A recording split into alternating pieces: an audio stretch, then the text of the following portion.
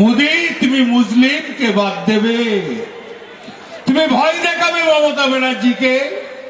তুমি ভাবলে আমি 2 কোটি মানুষ পশ্চিম বাংলাতে মুসলিম বাদ দিয়ে দেবো, তাহলে মমতা ব্যানার্জি জিততে পারবে না।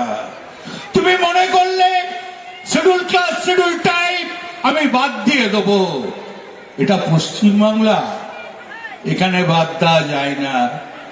আর তুমি বাদ দেবে, আমি বিহারের মতন দাঁড়িয়ে দাঁড়িয়ে দেখবো, আমি দিল্লির মতন দাঁড়িয়ে দাঁড়িয়ে দেখবো, আমি মহারাষ্ট্রের মতন দাঁড়িয়ে দাঁড়িয়ে দেখবো। আমি আঙুল চুষবো আর তুমি লেবু চুষবে? হ্যাঁ, আমরা মরে গেছি নাকি?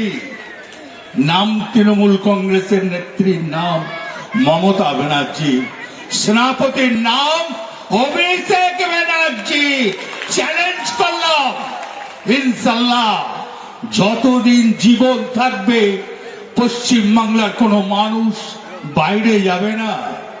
এই মাটিতে জন্ম, তাদের পূর্বপুরুষ এই মাটিতে আছে। কি অন্যায়! নামটা মুসলিম, নামটা শিডিউল ক্লাস, নামটা বাদ দে। তোমার লজ্জা লাগে না? তুমি জাতপাতের রাজনীতি করো। তুমি মমতা ব্যানার্জির সঙ্গে লড়াইয়ে পারছো না, তুমি উন্নয়নে পারছো না। তুমি কি করলে?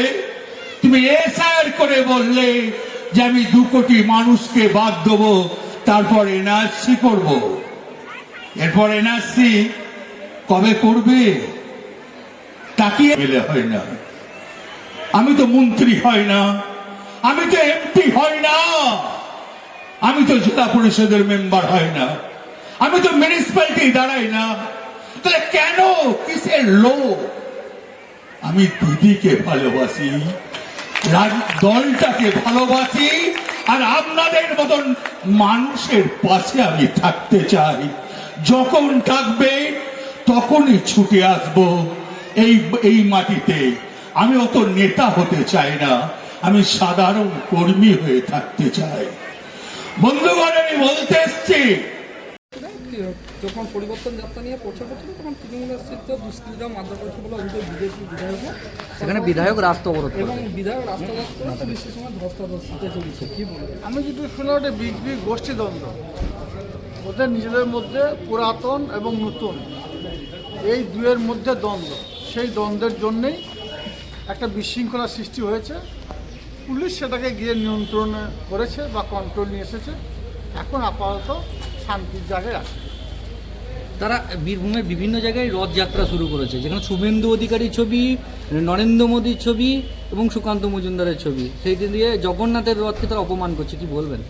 দেখুন, এই তো শুধুমাত্র শুরু, রথযাত্রা নয়, আরও অনেক কিছু যাত্রা করবে। কারণ 26-এর নির্বাচন আসন্ন, মাত্র কয়েকদিনের মধ্যে ইলেকশন ডিক্লেয়ার হবে। আপনারা 365 দিন ওদের দেখা পাননি, দেখতে পান না, রাস্তায় ওদের দেখা যায় না। মানুষের উন্নয়নের কাজে ওরা থাকে না, ওরা ধর্ম নিয়ে রাজনীতি করে, মানুষের মধ্যে বিভাজন সৃষ্টি করার চেষ্টা করে। স্বভাবতই রথে শুধুমাত্র জগন্নাথকে আমরা দেখতে পাই। সেই জগন্নাথ দেবতার সেই রথ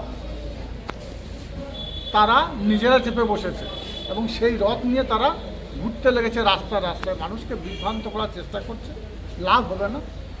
মাননীয় মুখ্যমন্ত্রী মাননীয় মমতা বন্দ্যোপাধ্যায় এবং আমার দলের সেনাপতি অভিষেক বন্দ্যোপাধ্যায় যাকে যেখানে নমিনেশন দেবে, বীরভূম জেলার ক্ষেত্রে 11টা সিট আছে, 11টাতে তৃণমূলে জোড়া ফুল ফুটবে, বাকিরা সর্ষে ফুল দেখবে। রথ নিয়ে চলুন আর পায়ে হেঁটে যান আর মোটরসাইকেল র্যালি করুন, কেন্দ্র বাহিনী নিয়ে আসুন, আমেরিকা থেকে ফোর্স নিয়ে আসুন, লাভ হবে না।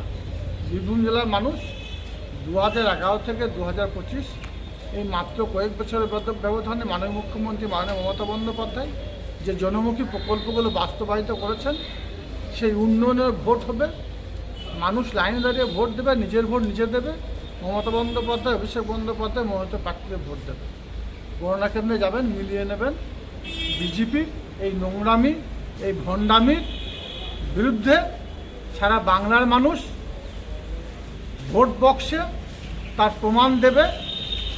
এসআরের নাম করে নির্বাচন কমিশনকে কাজে লাগিয়ে সারা বাংলার মানুষকে রাস্তায় নামিয়েছে, পথে নামিয়েছে। এর যোগ্য জবাব ভোট বাক্সে বাংলা মানুষ দেবে। রথযাত্রা যে কোনো যাত্রা করুক, কোনো যাত্রাতেই কোনো প্রভাব পড়বে না। উন্নয়নই একমাত্র হাতিয়ার। মমতা বন্দ্যোপাধ্যায় যে উন্নয়ন করেছে, সে উন্নয়নের নিরিখে মানুষ ভোট দেবে। বিজেপি 100 দিনের কাজের টাকা দেয়নি, আবাস যোজনার টাকা দেয়নি, সেই নিরিখে মানুষ এর ভিত্তিতে পর্যালোচনা করে মানুষ ভোট দেবে মমতা বন্দ্যোপাধ্যায়, অভিষেক বন্দ্যোপাধ্যায়, মমতা প্রার্থী।